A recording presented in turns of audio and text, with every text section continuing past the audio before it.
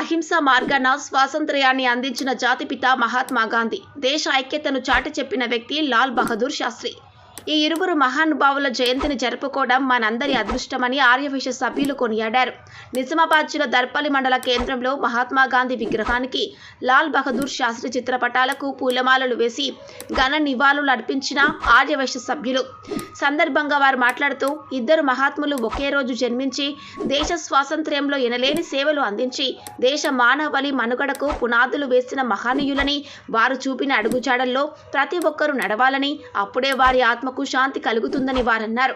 కార్యక్రమంలో అధ్యక్షులు కోటగిరి శేఖర్, ప్రధాన కార్యదర్శి నూకల గంగాధర్, సభ్యులు నూకల రాజా గంగయ్య, శేఖర్, రాంప్రసాద్, సిద్ధేశ్వర్, కోమటి దాసు, దొంతుల రాజశేఖర్, ప్రవీణ్, రవి తదితరులు పాల్గొన్నారు.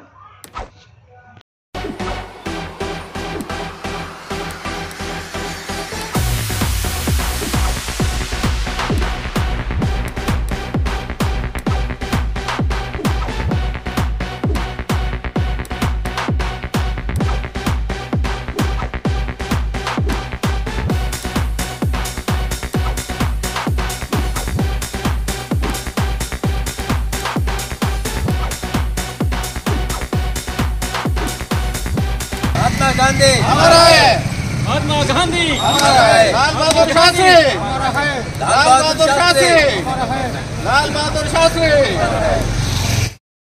हमारा है, लाल बहादुर शास्त्री हमारा है, लाल बहादुर शास्त्री हमारा है,